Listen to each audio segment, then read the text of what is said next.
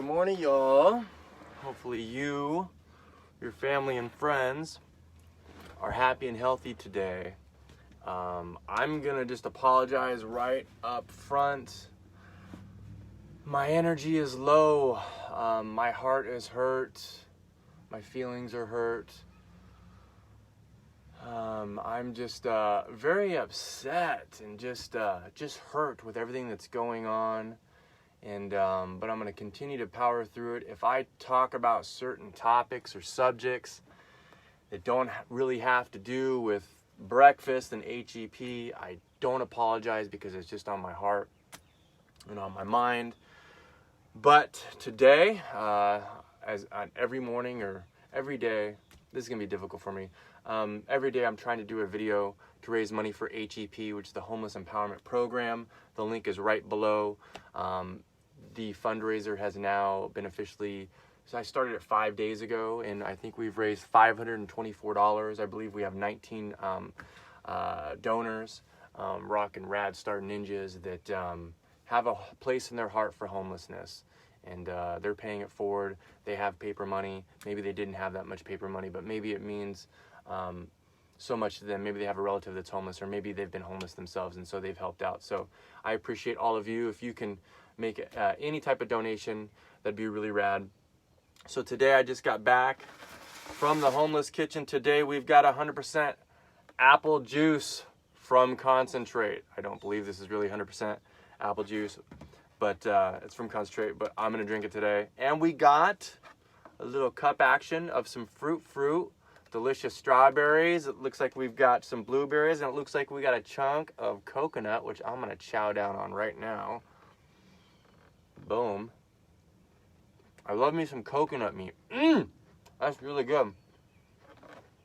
If you want to try something delicious, buy some coconuts at the store, karate chop them, and scoop the meat out. You can eat it raw just like I did now. You can make coconut almond yogurts, milks, and you can put them in your smoothies and they make them extra smooth.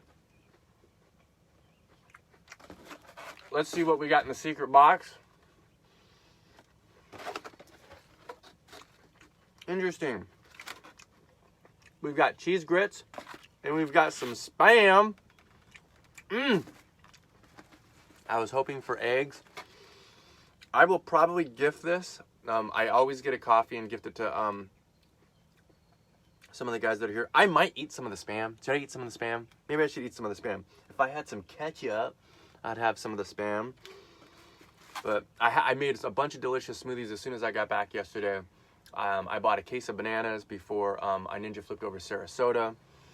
So, and then I got some of my supplements from Snap, from Amazon. It was Garden of Life. It was chocolate. So I put some of that, some MCT oil, some hemp seeds, some frozen blueberries. So I made 3 smoothies last night, drank 1 before 8, because if you want to lose weight, eat before 8 and not after.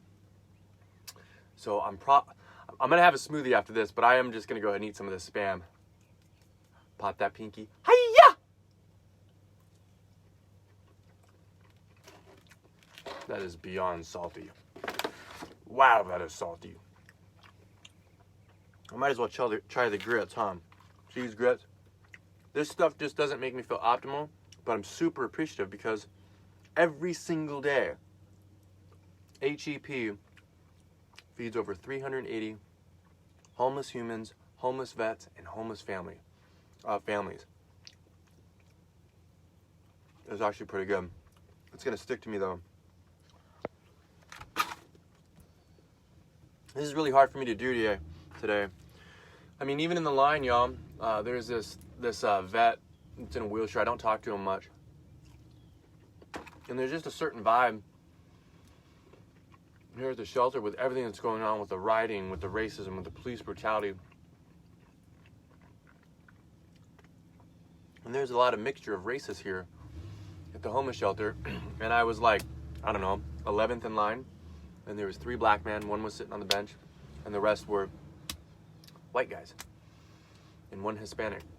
And the white guy, it's really, it's hard for me to talk about this because it's like a lot of, the majority of white dudes that I've come across in my life are racist.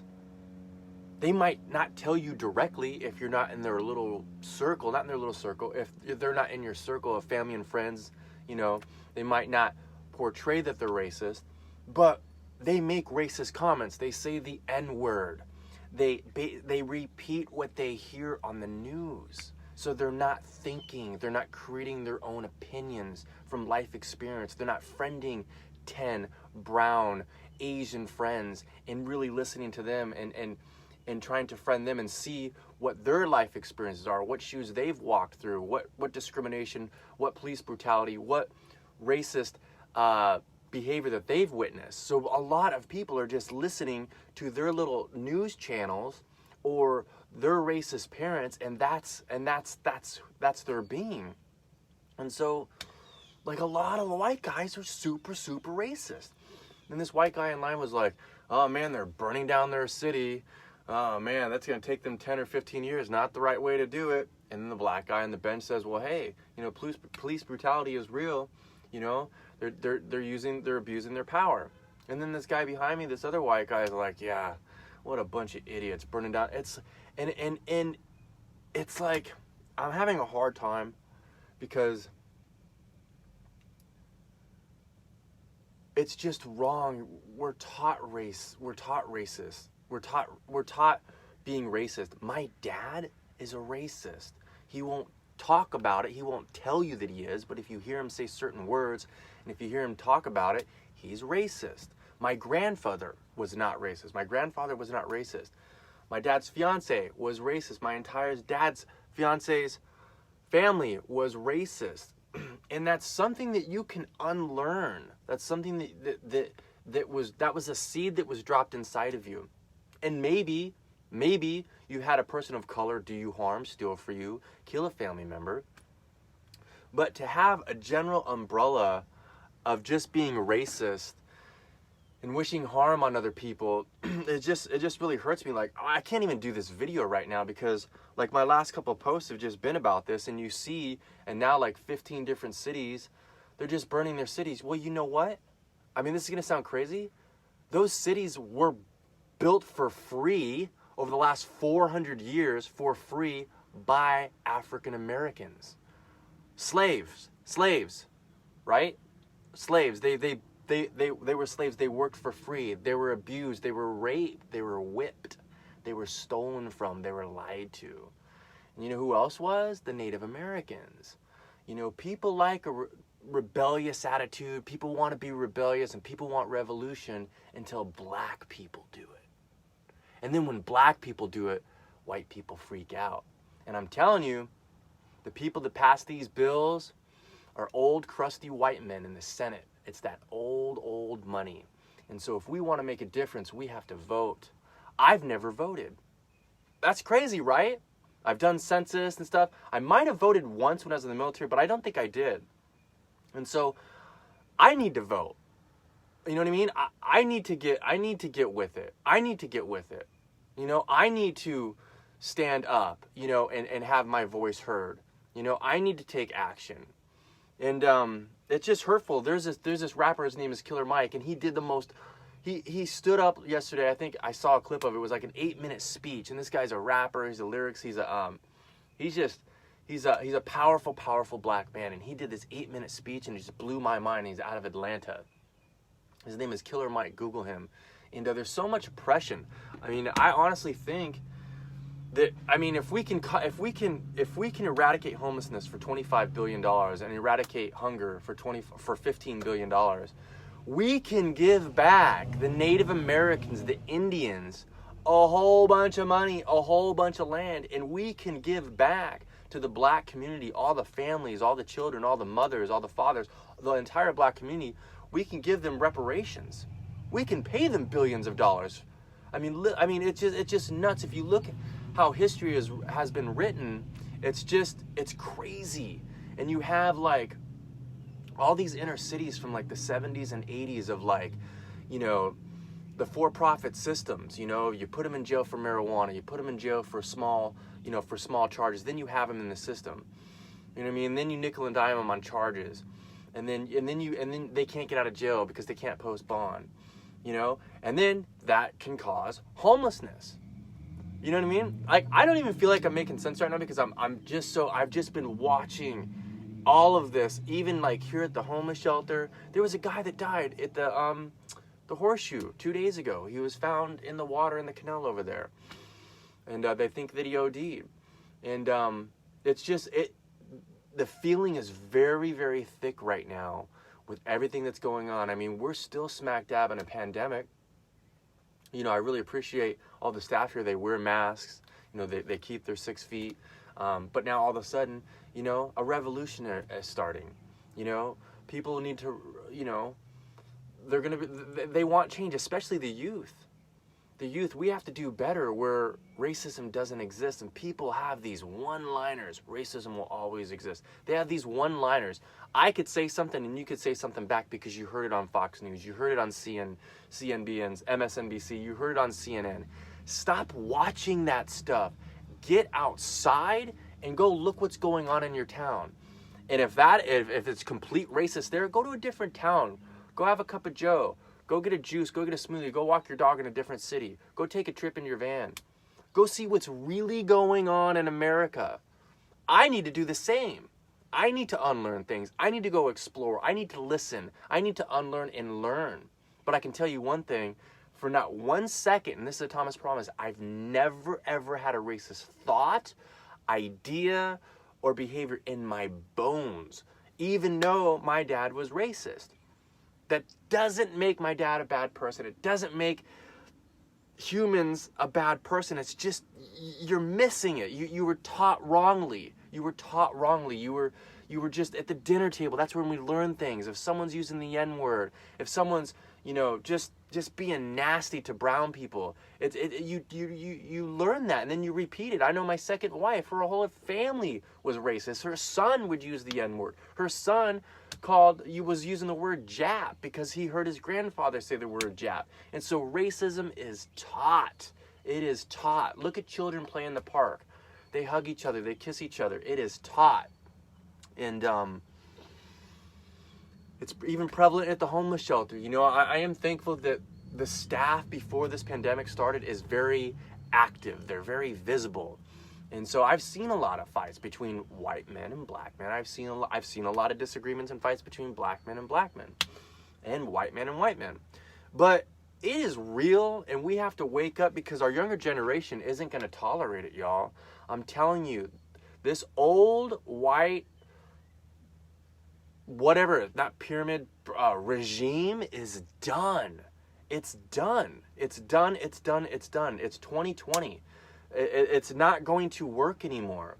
You know, we need to do reparations where we give, what if it's like $1 trillion? What if it's like a whole year's worth of the American GDP? What if we give all blacks, brown people, Asian people, all people that have been repressed because of the color of their skin? We have white privilege. And people don't understand that we do. We do have white privilege. That's just because it's the way the system was set up. But we need to make things right. We need to make things right. And I bet you that will help homelessness.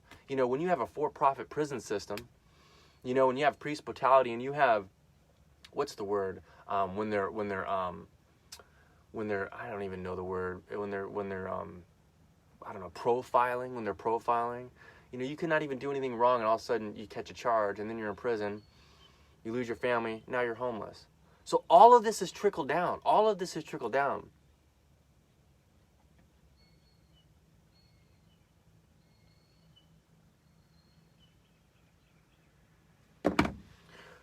Yeah, so I just want to do this video. It's not like my typical video. I've just got so much. I didn't even sleep that much. I slept in the van. I didn't even sleep that much. Probably slept like maybe 4.5 hours. I'm probably going to go to the beach with Michael and his family. Just to go play and to go see what's going on. I want to see, you know, maybe some rad ninjas at a corner with a beautiful sign that makes me think. You know, I want to see maybe a protest, a peaceful protest, you know? And sometimes peaceful protests do not work. Sometimes peaceful look at all the looting. Look at all the looting that the 1% has done to humanity. Look what Wells Fargo's done. You know what I mean? Look what all these big bankers have done. Look what Wall Street's done. Look at all these people. They've looted and looted and looted humanity. And they hire, they hire big people in the government, which is what they, again, I can't talk. I mean, they hire lobbyists. So they make these little laws so they can rob humanity and hit you with all these, just steal from the people. And so sometimes there's a revolt, and sometimes we have to be rebellious. And again, people, like, oh, all these wars we've fought, all these countries we've taken over, yeah, the white people like that, but when black people do it and they want to be heard and they just want equality for all, people don't like it. And I was talking about this, I've been talking about this for years, and I've definitely been talking about it in the pandemic. This is just the beginning. This is just the beginning. This is going to spread, and this is not going to stop. This is Rodney King on steroids because of the internet. The internet always wins. The internet always wins. You cannot manipulate the internet. You can try to manipulate the internet with fake news and all these dying television programs and all these dying puppets. But if we want to eradicate homelessness, we got to eradicate racism. We got to eradicate bigotry. We got to eradicate police brutality. We are in a revolution right now, and we really need to make a big difference. And you have to choose what side you're on. And there even shouldn't be a side. It should just be just common thought. It should just be normal. Like, why are some people racist? I mean, I think we know because it's taught, but I mean, I can't even talk right now. Like, I'm nervous. It's just, this has really, really affected me. Really, really affected me. So this is my video. I have to show up, y'all. I'm probably rambling. I'm probably not making that much sense, but I try to show up. I'm going to raise $25,000 for this homeless shelter. Maybe tomorrow I'll be better. Maybe the beach, maybe I'll see a beautiful person that maybe enlightens me or that impresses me or sparks some inspiration and gives me some more light today while I'm playing. But this is real stuff.